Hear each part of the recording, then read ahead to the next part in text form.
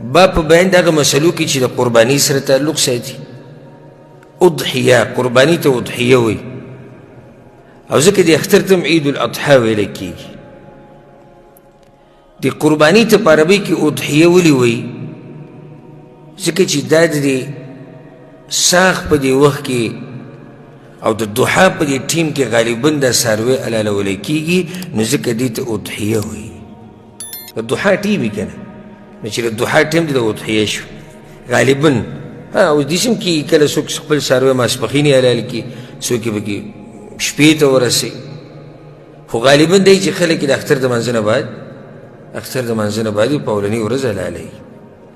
تقربا الى الله هغه څاروی چې د دې لپاره راولی کېږي د الله ته نږدېکت لپاره نو دې ته اضحیه وایي دا قرباني ثابته ده قرآن نم د پیغمبر حدیثونه خو بېشماره دي په دې کې او د مسلمانانو په اجماع ده د مسلمانانو په دې خبره باندې اجماع ده چې او قرباني شتي په غټ اختر کې قرآن کې الله څه وایي فصل لربک وانحر مونځ کوه د خپل رب دپاره او قرباني هم د هغه دپاره کوه نو قرآن کې هم اشاره ده دې ته حدیثونه خو ډېر دي خو به تاسو واورئ او بیا پرې د مسلمانانو اتفاق دی د علماو په منځ کې اختلاف دی چې دا قرباني لازم ده واجب ده او که نه اکثر اهل علم دا وایي وی قرباني دا سنت مؤکده ده لازم نه ده او دوی سره دلیل دا دی په صحیح مسلم کې روایت دی رابه شي انشاءالله پیغمبر صلی الله علیه وسلم وایي چې کله د ذیالحجې د سپومۍ تاسو وینئ د حج د میاشته و اراد احدکم ان یضحي او په تاسو کې یو سړی غواړي چې څه وکړي قرباني وی ګوره پیغمبر وایي تاسو کې یو سړی غواړي نو دا خبره واپس کړې دی خلکو ته که څوک غواړي ودې کېږي څوک د غواړي نه دي کوي بس نور دلایل ذکر کړي دي دویم قول دا دی چې دا واجب ده او دوی سره هم په دې ډېر دلایل دي لکه یو حدیث دی چې امام ابن ماجه راوړی من کان له سعه د چا چې طاقت کیږي ولم یضحي او قرباني ونه کړه فلا یقربن مصلانا پیغمبر وایي زموږ عیدګاه ته نه راشي نو مضبوط قول دا ښکاري والعلم عند الله چې د چا طاقت نه وي په هغه د قرباني نشته او چې د چا طاقت وي نو هغه د پرېښودنې دي په کار په دې سره د دلایل ټول لا جمع کېږي چې د چا طاقت وي نو هغه له قرباني پرېښوده نه دي په کار او چې د چا طاقت نه وي په دې باندې قرباني نشته د طاقت څه ته وایي دا کمزوري خبره ده چې نصاب د زکات چې ورسره پوره کېږي بس وایي په ده قرباني ده نه طاقت دې ته وایي چې ګزارې روانه ده څاروی اخیستی شي قرضې پې نشتي یا که پېشتي نو دغه د قرباني د پیسې په هغې کې یا څه کار نشي کولی یا که کوي نو خلک ورته صبر کوي دی وایي زه وروسته ورکولی شم دې سړي چې ګزاره روانه ده له پکار چې قرباني وکړي یو سړی دی د قرباني پیسې ورسره نشتي یا یو کس دی چې هغه باندې قرضې ډېرې دي او قرضدار یې ورته ولاړ دی او هر یو ورته زما قرضه راکړه نو داسې ټیم کې پکار دی چې قرضه ول ورکړي او دوی زما وروسته به طاقت نشته که زه د څارویو حلال کړم بیا د پیسې دوی له نشم پیدا کولی نو داسې ټیم کې بیا په ده باندې قرباني نشته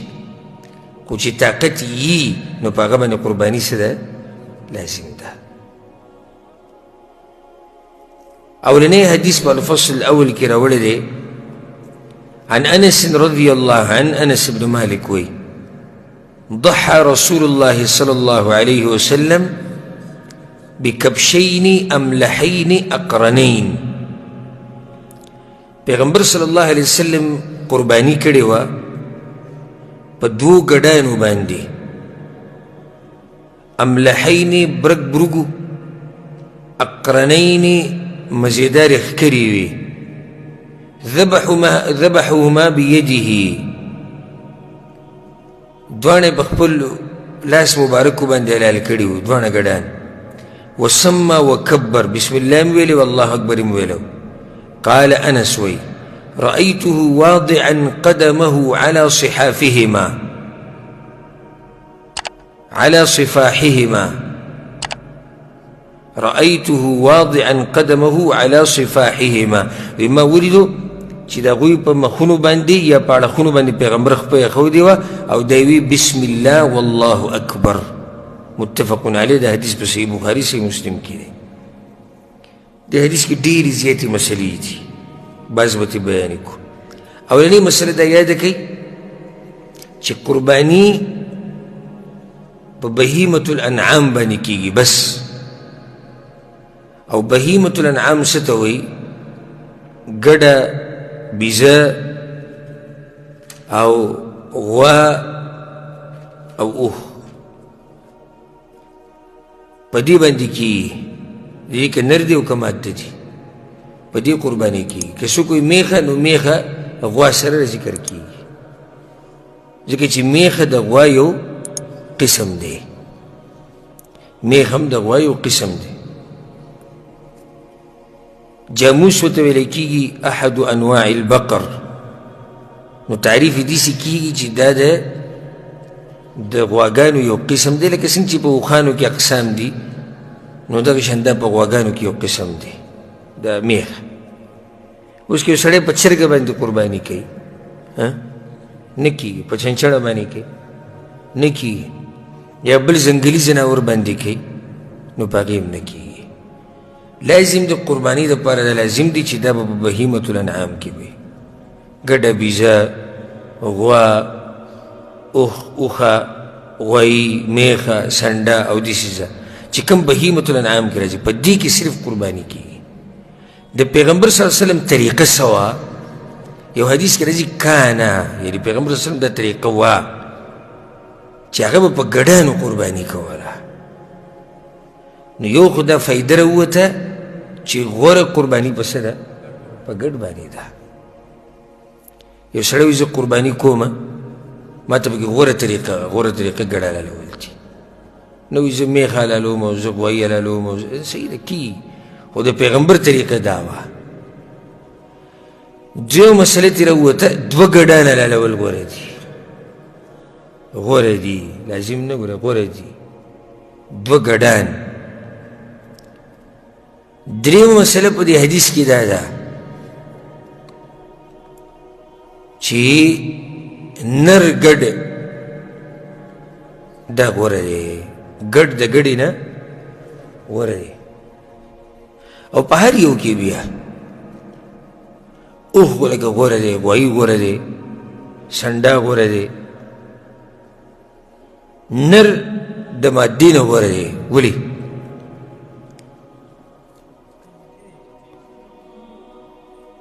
صرف قیمتي ده بس. پیغمبر وایي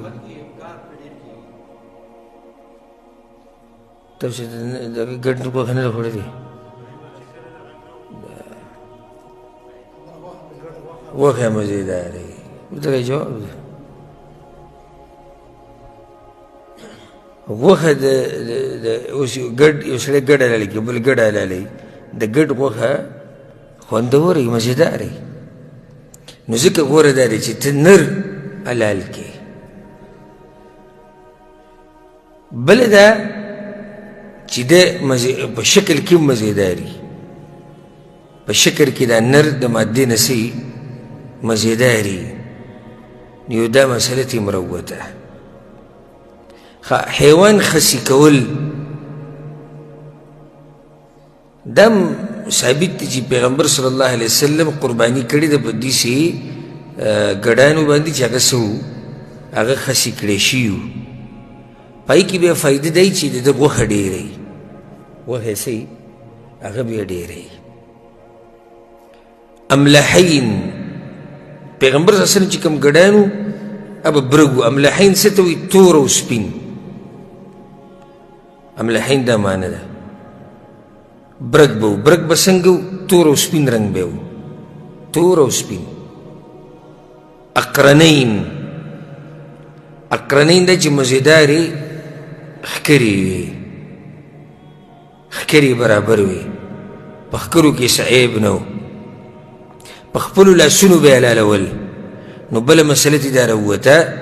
چې غوره طریقه دا ده چې څوک پوهېږي هله څوک پوهېږي چلونه به نه زده کوې،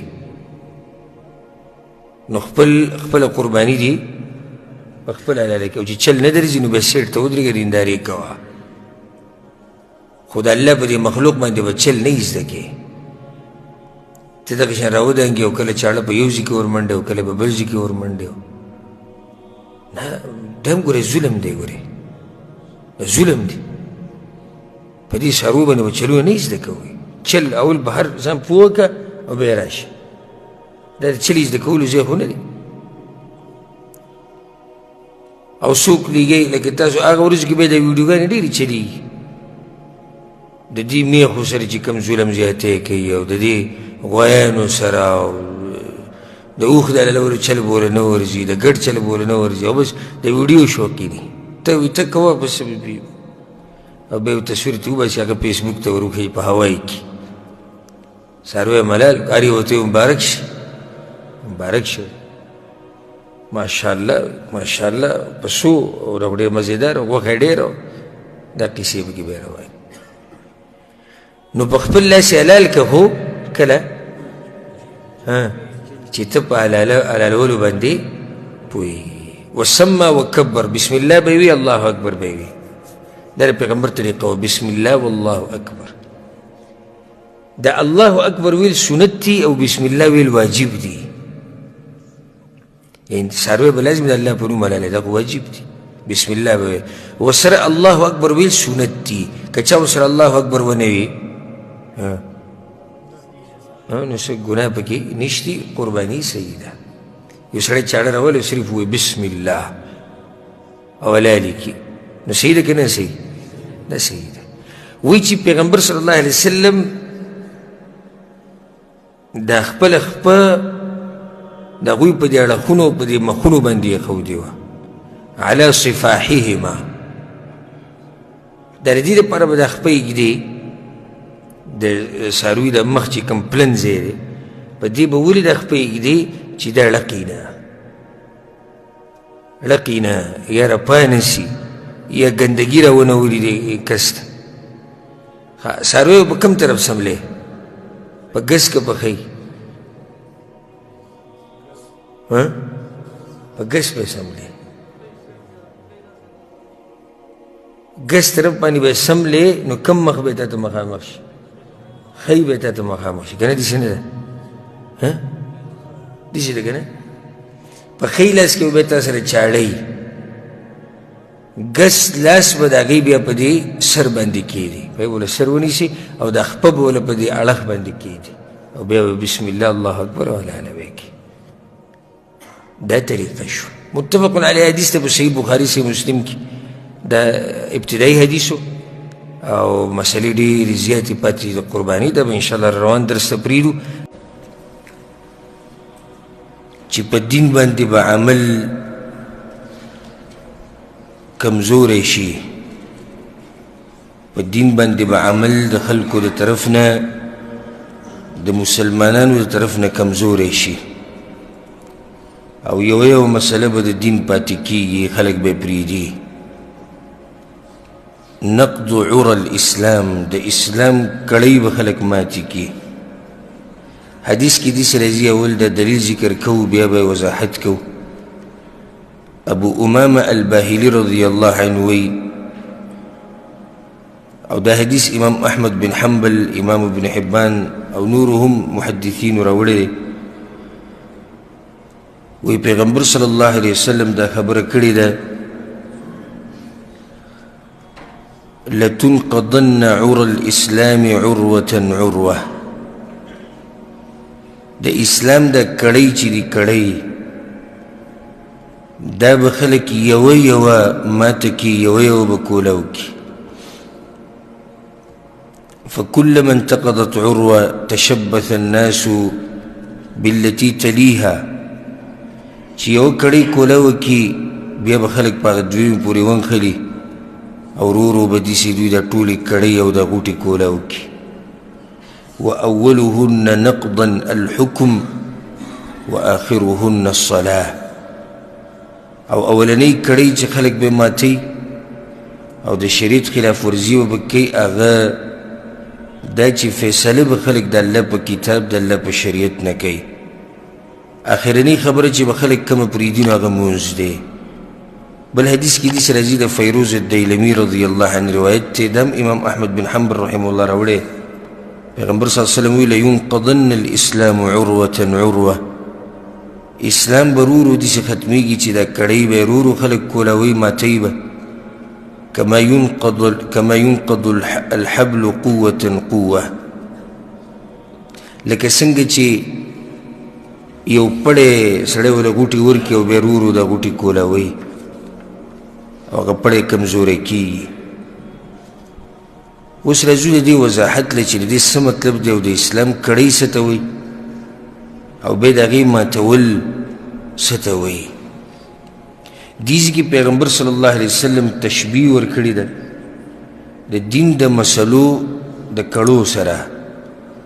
لکه کړی دی یو بل پوری نښتې دی یو بل ته اچولی شي دین مسلې ټولې داسې دي عقیدې نه شروع که او بیا راځه مونځ له او بیا روژه او زکات او حج او ټول دین داسې دی. نو خلکو کې به دینداري کمه شي نو یوه یوه کړۍ به ترې لرې کوي پرېږدي به یو مسله کې به کمزوري شي یو مسله کې به مسلمانان کمزوري شي عمل به پرېږدي بیا به هغه دویمې ته واوړي هغه پرېږدي بیا به درېیمې ته واوړي او داسې به رو اسلام باندې عمل د خلک پرېږدي. اولنۍ مسله چې خلک به پرېږدي پیغمبر صلی الله علیه وسلم ویل حکم چې په هغې کې به ډېر خلک کمزوري شي او هغه دا چې فیصلې به خلک د الله کتاب ته نه وړي فیصلې به خلق په شریعت باندې نه کوي د هغې په ځای به نوي قوانین راولي او نوي قوانین چې هغه انسانانو جوړ کړي په هغې باندې به فیصلې کوي هغې ته به راځي په هغې به خوشحاله او پرې به دي هغه فیصلې او هغه احکام چې الله بیان کړي دي نو شریعت ته به رجوع نه کوي. دا اولنۍ مسله ده چې په دې کې به د پیغمبر صلی الله علیه وسلم مسلمانان کمزوري شي چې دوی به فیصلې د الله دین ته نه واپس کوي او چې ځان ته مسلمان وي نو دی به خپله فیصله واپس کوي د الله کتاب ته او د پیغمبر صلی الله علیه وسلم حدیثونو ته او بیا به په هغې باندې راځي که تا ته پکې نفع وه او که تا ته پکې نقصان و که نقصاني ده او په ظاهره کې نو همیشه د الله په حکم کې او د الله په قانون کې فایده ده و داسې کیدای شي یو دوه کسانو مسلې ور مخامخ شي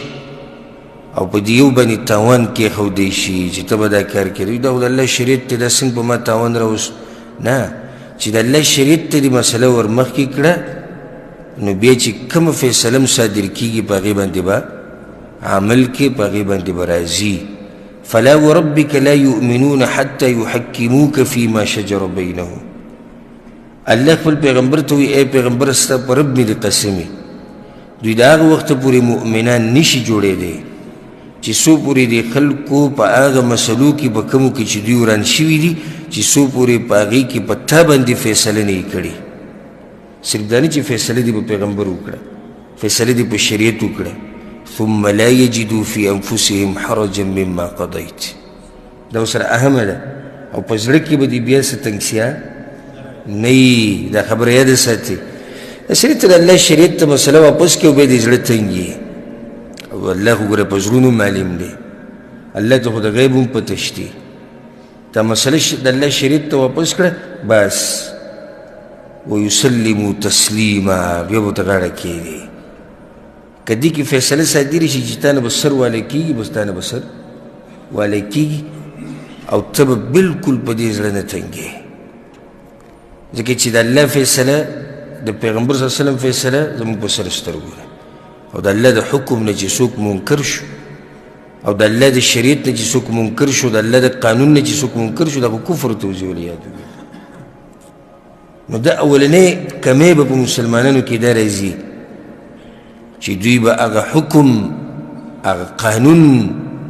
اکثر به پکې پرېږدي کوم قانون چې الله رالیږلی دی کومې فیصلې چې د الله دي هغه به دوی پرېږدي کومې فیصلې چې د شریعت دی هغه به پرېږدي او بیا به ورو ورو پای پسې بله مسله به کمزوري شي، بیا به بله کمزوري شي، دقه شان به د اسلام ختم شي. ورو دینداري به کمه شي، په دین باندې عمل به کم شي. اخرنۍ مسله چې خلک به پرېږدي هغه مونځ دی. او تاسو سوچ وکړئ چې یعنې موږ کومه زمانه کې یو، ځکه چې زموږ په زمانه کې خو خلکو مونځونه پرېښودي. خیال همدی که نه؟ یعنې مونځ زموږ په زمانه کې کمزوری شوی. ته راشي زموږ جوماتونه وینه او ته راشي زموږ بازارونه وینه، تا ته پته ولګي ښه واضح. ته راشه د کرکټ ګراونډ وګوره، ته راشه جومات وګوره، ته راشه بازار کې چغې چغارې وګوره، ته راشه مزدورو کې شور شغرب وګوره، او بیا راشه دیني درسونه وګوره. ته راشه زموږ جوماتونه وګوره، ته راشه زموږ ودونه وګوره. ته ګپ شپ مجالس وینه، ته جوماتونه وینه، نو تا ته به فرق واضح شي، بالکل واضح فرق. چې جومات کې یو څو کسان ولاړ لمانځه لپاره راځي، بیا زموږ دا مونځ هم ډېر ناشنا دی چې هغه موږ تړلی دی په دنیا پورې. څنګه؟ لکه اوس دا د جمع و، نو شپې څه دي؟ اوږدې وي. اوس شپې لنډېږي، ورځې اوږدېږي. نو چې کله دا شپې اوږدې نو هر سړی مانځه له راځي. وجه دا دی چې هلته مانځه نه به ډایرکټ دی چېرته ځي؟ کار له ځي. او اوس شروع شوې ده، موږ ملاحظه کړې ده خبره. نو اوس ورو ورو مونځ بیا سحر مونځ کې لږ لږ خلک کمیږي، بیا دا مونځ وختي شي ډېر. په هغه وخت کې راشي زموږ جوماتونه وګورئ څه حال یې. یا ویې ګوره د جمعې په ورځ چې په کومه ورځ چوټي د خلکو کارونه له نه ځي، په هغه ورځ وینئ چې سهار منځه کې څه حال یې. نو که مزدوري و او دا ټیم د منځه د ټیم د مزدورۍ سره برابر یو په سر سترګو، او که برابر نو نو موږ ته بخانه کوه، موږ ځان له مصروفه یو، مزدوري ده، ښځه ده، بچي دي، خېټم ساتل غواړي که نه، نو موږ ته بخانه کوه. اگه ستاسو د دین دا مسله زموږ د دنیا سره برابرېده، یوه خو ډېره ښه ده. که طبیعت هم برابر و، چروت هم برابر و، ټیم برابر و، نو بیا به څه وکړو؟ بیا به دله عبادت وکړو. خو که چېرته هم طبیعت ګډوډ و، په دنیا کې مصروف و، پالتو ټیم را سره نه و، نو بیا به هم نه تنګې. والعیاذ بالله. ځکه چې دین دپاره د اکثر خلک هغه ټیم وباسي چې هغه پالتو وي. داسې یو ټیم چې د سره څه کار ته پکې ډډې نه لګېږو، راشي جومات ته به ورشو، راشه بیان به وورو. خو داسې مخصوص ټیم چې دا لازم ده، داسې ډېر لږ خلک ورکوي د الله دپاره چې وایي دا زما په ژوند کې دا لازم که مرم که جوم، دا د الله دپاره دا ټیم. دا بیا هغه الله والا خلک دي، خاص خلک چې شتي خو لږ دي، هغه شتي الحمدلله خو لږ دي. چې ما خبره کوله پیغمبر صلی الله علیه وسلم چې اخرنی کار به مونځ وي، او زموږ په زمانه کې مونځ څومره کمزوری شوی. دغه شان به په دې دین باندې رو عمل کمیږي. وجه دا ده، یو بل حدیث ما تاسو ذکر کړی بار بار، بدا الاسلام غریبا وسيعود غریبا کما بدا. اسلام په اوله کې ناشنا و، او بیا به داسې یو وخت راشي چې اسلام به بیا ناشنا شي. نو دا چې عمل پرې کم شو خو ناشنا شو که نه؟ چې عمل پرې کم شو نو څه شو؟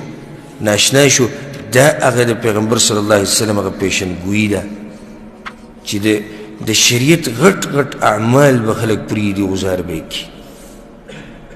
عقیدې نه شروع که عقیدې ته به څوک نه ګوري، فیصله الله ته واپس کول به یې کې به خلک کمزوري شي. بیا ورو ورو راځه ګیره ایمان وي زړه کې پکار دی. د زنانه پرده اصل پرده وي د څه پکار ده؟ د زړه پکار ده. مونځ او دس که وروره ویې چې معاملات دې برابري، نو بس الله بخلی. که ورته ویې لږ محنت کوو د دین دپاره، نو حلال رزق ګټلو هم عبادت دی. او داسې د هر عبادت دپاره به یو بانه جوړه کړي، هغه به پرېږدي. دغه شان داسې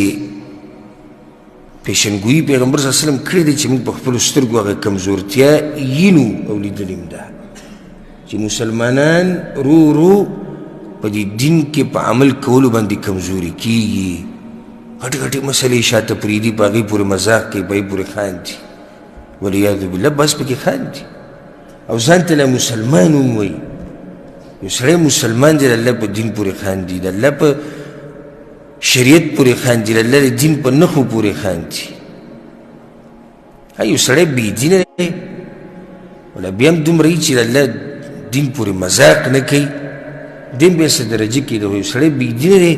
او بیا د الله په دین پورې خاندي مذاق هم کوي په عبادتو پورې خاندي دا بیا لوی مجرم دی ګوره اسلام څومره ناشنا شو نن سبا زموږ په ملک کې یو چغه هغه لګېدلې ده وی میرا جسم میری مرضی نن سبا زموږ په ملک کې یو چغه چلیږي وی میرا جسم میری مرضی زما جسم زما مرضی د حدیث څه ګوري پیغمبر صلی الله علیه وسلم چې کوم ذکر کړی دی چې رو به د اسلام د کړۍ خلک ماتوي یو کړۍ په د اسلام کې دام دی چې زنانه به باحیایي با پرده وي دا خو د شریعت مسله ده دا خو د دین مسله ده دا هم خلکو پرېښوده ډېرو خلکو بلکې اوس دا چغې شروع شوي زما جسم زما مرضي دا غټ کمقل انسان دی چې دا چغه وي زما جسم زما مرضي نه ستا د جسم ستا دی دا الله پیدا کړی دی او نه ستا مرضي چلیږي مسلمان چې ځان ته مسلمان وي نو دی به ژوند د الله د احکامو مطابق تیروي د خپله مرضي نه چلیږي شریعت کوم ځای کې تا ته ویلي چې دلته ستا مرضي ده بیا هلته مرضي کوه نو چې شریعت ترې اختیار درکړی خو هم د شریعت په رڼا کې مرضي اوس حدیث کې دا راځي چې دنیا د مؤمن دپاره جیل دی نو جیل کې څوک خپله مرضي کوي نشي کولی خپله مرضي جیلي چې جیل ته لاړې شي نو دی په خپله مرضي ډوډۍ نشي خوړی دی په خپله مرضۍ نشي راوتی دی د خپلې مرضۍ لباس نشي اغوستی دی په خپله مرضۍ ملاقاتونه نشي کولی دی په خپله مرضۍ ټلیفون نشي کولی په ده باندې پابندیانې ورګېږي جیل کې اوسېږي زما او ستا ژوند دقه شان دی موږ جیل کې یو جیل مطلب دا دی چې موږ پابند یو د الله د احکامو موږ آزاد نه یو ګورئ شریعت کوم ځای کې ازادي راکړې ده هغه د شریعت په حدودو کې بیا ده خو عامه مسله دا ده چې موږ د شریعت پابند یو موږ آزاد نه یو وما خلقت الجن والانس الا لیعبدون الله وایي دا پیریان انسانان ما د عبادت لپاره پیدا کړي دي یعنی تا باندې یو کار لازم دی ته دنیا ته دې لپاره نه راغلی چې څه دې زړه کې راځي هغه کوه اوس وګوره کافرانو ته غیر مسلمو ته چې څه زړه کې راځي کوي وجه دا دی چې هغوی هغه پابندي نه مني کومه پابندي چې به شریعت یې ښودې ده یا الله یې ښودې یا پیغمبر نه مني او موږ خو هغې ته غاړه یې ښودې ده موږ کلمه ویلې ده لا اله الا الله محمد رسول الله ته چې دا کلمه وې ته ځان پابند کو د شریعت تو بې د چغې نه وایي چې میرا جسم او میری مرضی څه میرا جسم او څه میری مرضی جسم تر الله درکړی بیا د جسم دغه شان استعمالي څنګه چې هغه رب یې درته وایي کوم رب چې پیدا کړی دا یو چغه زموږ په دې ملک کې والی کېږي او نورو ملکونو کې هدف په هغې کې دا دی چې د مسلمانانې زنانه چې کومې کورونو کې ناستې دي چې دوی بهر ته دوی راوځي که چا نه یې لیدلي نو چې راوځي تاسو ته دا پته شتي ده میرا جسم میری مرضي څه مطلب دی د دې لنډ تعریف دا دی زما جسم زما مرضي چې د کوم سړي سره سملم او د کوم سره نه سملم زما جسم زما مرضي چې کوم ځای کې لغړه ګرځم او کوم ځای کې کپړې اچومه زما جسم زما مرضي که د پلار قدر مې وکړو ښه ده که مې ونه کړو ما نه به څوک تپوس نه کوي زما جسم زما مرضي که مې مخ پټ کړو ښه ده که مې پټ نه کړو ستا پکې څه کار دی زما جسم زما مرضي که د خاوند د عزت خیال مې وساتو جو ښه ده که مې له خیال ونه ساتو نو ته څوک یې زما نه تپوس کوې زما جسم زما مرضي چې د چا نه بچي راوړم او د چا نه نه راوړم زما جسم زما مرضي که شپه په دې کور کې تېروم او که شپه د یار سره تېروم دې مطلب دا دی لنډ تعریف یې دا دی مرضي خو دغې دپاره غواړي که نه ازادي خو دې دپاره غواړي عجیبه خبره ده وایي څه کې وایي موږ چې د زنانو حقوق غواړو داسې د غربت زمانه د غربت ګوره په عربۍ کې یو پښتو غربت دی د غریبۍ هغه نه غربت معنی څه یعنی حالات داسې ناشنا شوي دي دین ناشنا شو و چغې وایي د زنانه دپاره موږ حقوق غواړو نو وایي زما جسم زما مرضي وایي ته خو لږ راشه دا کومه چې دا چغې وایي او دا کوم سړی چې دا چغې وایي لږ راشه چې زه خو دې پوه کړم چې زما دې شریعت چې زنانو له کوم حقوق ورکړي دي دا د ځمکې په دې مخ بل چا نه دي ورکړي د ځمکې په دې مخ بل چا دا حقوق نه دي ورکړي او زما په دې باندې الحمدلله بیانونه شته یو دا گزارش دی تاسو ټولو ته چې زما هغه بیان به لازم اورئ او پیدای کې او خصوصا خپلو زنانو ته خپلو کورونو کې واوروئ شرعي حجاب او د پردې شرعي حکم په دې باندې ما تفصیلي بیان کړی دلایل چې زنانه باندې پرده لازم ده او بیا کوم چې وایي چې لازم نه ده د هغوی شبهات او د هغوی جوابونه دا ما ټول کړي بتوفیق الله دا به لازم واورئ دا بیان دلته موضوع زمونږ دغه نه ده خو هسې خبره مخې ته راغله چې اسلام باندې به عمل ورو کمزوری کېږي نو دا به یو ښه نمونه موږ پیش کړی چې دا و عربي مثال وایي د زنانو حقوق غواړو جي راشي زه درته وایم که نه زمونږ شریعت څه وایي وایي د زنانو دپاره په میراث کې حصه ده دا بل چا نه ده ورکړې وره دا بل چا نه ده ورکړې الله ورکړې ده يوصيكم الله في أولادكم للذكر مثل حظ الأنثيين زنانو تذکره پکې شتي که ښځه ده د دې برخه ده که لور ده د دې یو برخه شتي که خور ده برخه شتي او د جاهلیت زمانې ته وګوره او زمونږ دې پښتنو ته وګوره لرې مه ځه چا د زنانۍ حصه ورکوله اوس هم ډېر نه ورکوي هغه رب واضح اعلان وکړو وایي څنګه چې د نارینه برخه ده نو د زنانه هم برخه شتي بیا بله مسله ده چې څومره ده څومره نه ده خو برخه یې شتي دا زمونږ شریعت دی نو ته چې دا چغې وایي چې زه د زنانو حقوق غواړم نو دا خو واوره که نه تا چې د زنانو دپاره دا مسله اوچته کړې ده چې میراث کې دوی ته حق میلاو شي نه اوس هم د کافرانو په ملکونو کې زنانو ته د هغوی برخه په مال کې دا نه میلاویږي هسې براینه هم چغه ده چې موږ زنانو له حقوق ورکوو بیا دې له راځم چې دوی کوم حقوق غواړي خو هسې تاسو ته د شریعت واضح کوم چې زمونږ شریعت د زنانو څنګه خیال ساتلی ښه دویمه دې له راشي زمونږ شریعت زنانه له اجازت ورکړی دی چې دا د تجارت وکړي دا د مال وګټي شریعت په حدودو کې دننه لکه خدیجه رضی الله عنها او بیا د هغې نه به ډېر مثالونه داسې میلاویږي او د اوسه پورې داسې زنانه شتي چې هغوی خپل تجارت کوي مال ګټي د کې هېڅ حرج نشته ښه زمونږ شریعت زنانه له اجازت ورکړی دی چې مال ورسره وي نو چې دی لګولی شي د شریعت په حدودو کې دنده چې دی څنګه لګوي دی لګولی شي څوک دې تپوس نشي کولی زمونږ شریعت زنانه له دا حق ورکړی دی ګوره وګوته کېدی چې څو پورې دې هانۍ کړي چې دا لږ زما خوښ دی نو څوک یې نشي مجبوره کولی په واده باندې دا خبره پیغمبر صلی الله علیه وسلم بیان کړي چې یو جنۍ له نکاح کې نو د هغې رضا پکې څه ده د هغې رضا پکې شرط دی لازم دی نور وایي داسې چې حق غواړي حق د زنانه وګوره زمونږ په شریعت کې یو ښځه ده د خاوند سره ژوند نه تېرېږي وګوره وایي ظلم وکړو دا ښځه ولاړه اوس د خاوند په دې قید کې راله وایي نه قید کې نه ده راغلې د خاوند سره یې ګزاره نه کېږي ژوند نه تېرېږي خلع دې وکړي شریعت کې یو مسله شته که نه خلع ځان دې ازاد کړي د خاوند شریعت ګوره دا حق ورکړی دی زنانه له چې تا واده کړه نو د دې د خرچې او د کور ذمهوار ته یې دا خو د بچیانو ژوند دی د څه ژوند دی د بچیان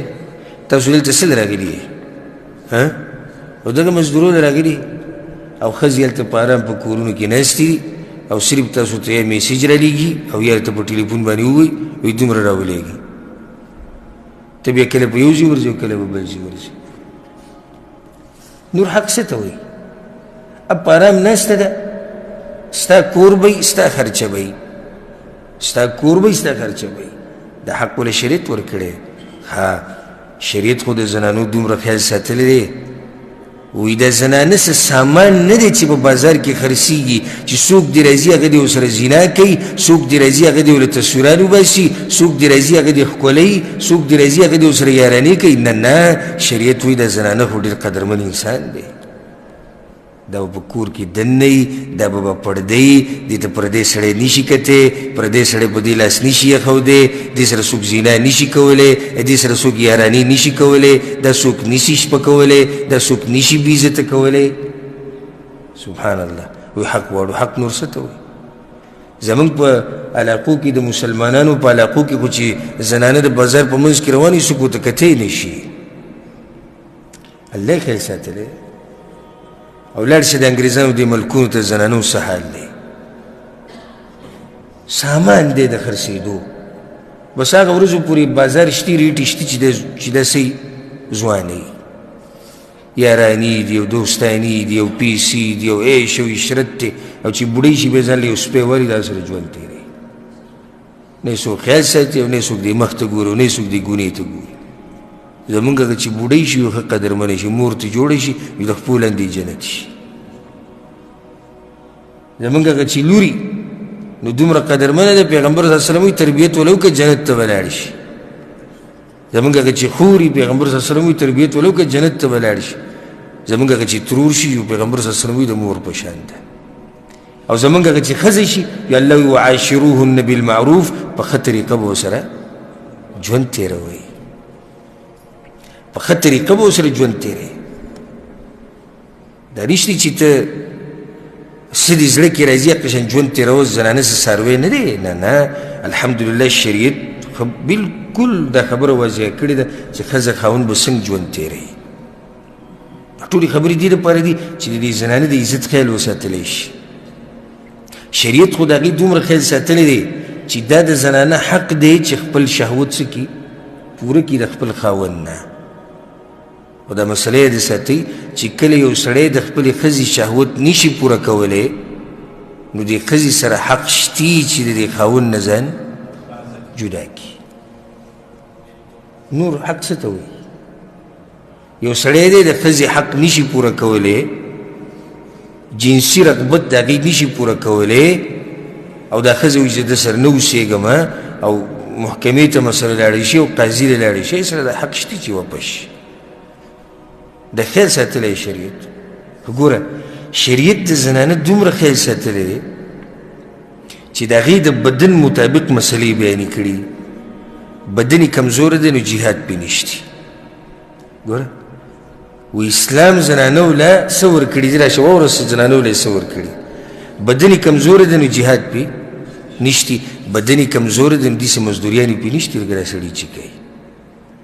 بدن یې کمزوره دی ذهن یې کمزوره دی خفه کېږي زر ستړي کېږي زر غمجنه کېږي زر په جړه کېږي زر بیماریږي زر یو په کور کې یې دننه ناست وي ته وله مزدوري کوه که نه وایي موږ چې د زنانو حقوق غواړو دې ته نور څه وایي حق څه ته وایي خو دا حق دی که نه بلکې بعض راپاسې وایي نه زنانو سره ظلم شوی دی ظلم څه ظلم دی یو خبره به راونیسي چې الله ولې نارینهو له حصه د زنانو له زیاته ورکړې ده ښه دم د الله عدل او انصاف دی ظلم نه دی الله چا سره چېرته ظلم نه کوي دم د الله عدل او انصاف دی ځکه چې دا نارینه خرچې ډېرې کوي د ده په ژوند کې مسلې ډېرې دي نو دی حقدار دی چې برخه ورته ډېره میلاو شي نو ښځه خو هسې هم د خاوند په ژوند کې کور تېری خاوند په کور کې ژوند تېری سي دومره ګټه مسله ورته نشته وایي شریعت وایي چې په اسلام کې دی چې ښځه وها داسې نه وي چې ښځه وها چې بس زناورو په شانې وها نه خو هغه سړی په مسله نه دی پوه شوی ته اسلام بدنامې شریعت دا ویلي د ادب دپاره وی وها خو د هغه وهلو دپاره هم حدود دي حدود دي حدود لکه علما سوي په مسواک کې ووهه دا په کپړه یې داسې ووهه صرف دې دپاره چې دې ښځې ته پته ولګي چې خاوند څه دی غوسه دی دې دپاره بس دا نه چې ته دې سرمن واړوه لکه یو عالم خبره کوله وی ماله مسله راله د ښځې او د خاوند کیس ده چې ښځه وایي چې د خاوند ما ډېره وایي او په مخه مې وایي وی هغه وایي چې ښه لکه وایي ته ولې دا ښځه وایي وی دا خو الله ویلي چې والی شي نو الله خو ویلي دی خو الله خو داسې نه دي ویلي وی نه جي زه خو د علماو د قول مطابق او د دین مطابق لیږم په مسوا کې وام زه خو زیاتی نه کوم